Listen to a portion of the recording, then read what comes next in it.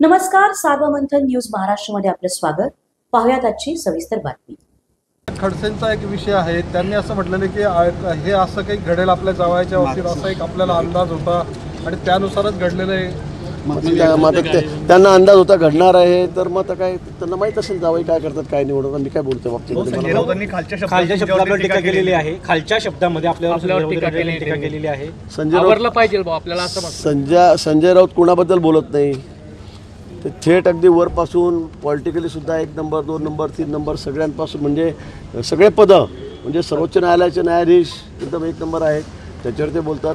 राष्ट्रपतींवरही ते बोलतात, पंतप्रधानांवर बोलतात, अमित भाईंवर बोलतात, इलेक्शन कमिशनवर बोलतात आणि किती अर्वाची भाषेत बोलतात. मी तर फार छोटा माणूस आहे. सुषमा अंधारे म्हणतायत की यंत्रणांचा दुरुपयोग आहे. आता मला समजत नाही तुम्ही काय बोलावं ते. तुम्ही सगळे चित्रण दाखवत आहेत, तिथलं सगळं पंचनामे दाखवत आहेत, तुम्ही तिथे काय काय ड्रग्स पडले ते दाखवत आहेत. मला खरंच या बाबतीमध्ये कल्पना आहे. मी काल पंढरपूर नाशिकला सकाळी आलो, रात्रभर प्रवास करत. मी 6,000 लोकांना घेऊन पंढरपूरला गेलेलो होतो. आपल्याला कल्पना आहे. त्यामुळे आता कोण ज्याला जसा चष्मा असेल तसं दिसेल. रेव पार्टीचा जो व्हिडिओ आहे तो पण आता बाहेर आलेला आहे. मी तो बघितलेला नाही. मी खरं सांगतो मी बघितलेला नाही. मी रेव पार्टी जर खरी असेल तर आपण जावयालाही पाठीशी घालणार नाही असं सुद्धा एकनाथ खडसेंनी म्हटलंय. चांगलं आहे, बरोबर आहे. कारण ते सगळ्या दारूच्या पोलिसांनी विरोधात असतात ते नेहमी.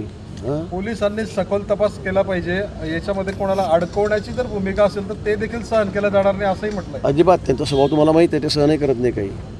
बरोबर ते म्हणतात ते. हो, इथिकल हॅकर मनीष भंगाडे जो आहे त्याचं असं म्हणणं आहे की या प्रकरणामध्ये जे डॉक्टर प्रांजल आहेत त्यांना पद्धतशीरपणे ट्रॅप करण्यात आलं आणि त्या जाड्यामध्ये त्यांना अडकवण्यात आले. लोक आता पोलीस तपास करता आहेत.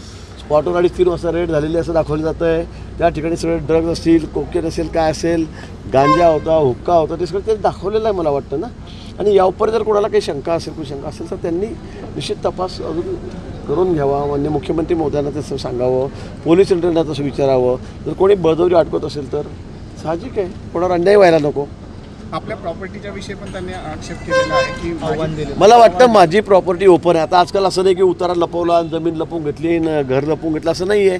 माझं मुंबईत कोणतं घर आहे त्यांनी दाखवावं, त्याचा उल्लेख करता येते. बिल्डिंग कोणती आहे, पुण्यात कोणती बिल्डिंग आहे ते त्यांनी दाखवावं. जमिनी कितीत माझ्या. एक बटन दाबले की सगळं कळतं. एक बटन दाबलं आता ऑनलाईन सगळं कळतं.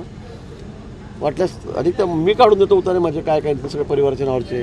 मला काही अडचण नाही त्याच्यामध्ये. असं म्हणतं की त्यांच्या प्रॉपर्टीची 5 वेळेला चौकशी झाली, तुमची 1 वेळेला तरी व्हायला पाहिजे. बाबा 10 वेळा करा ना माझी.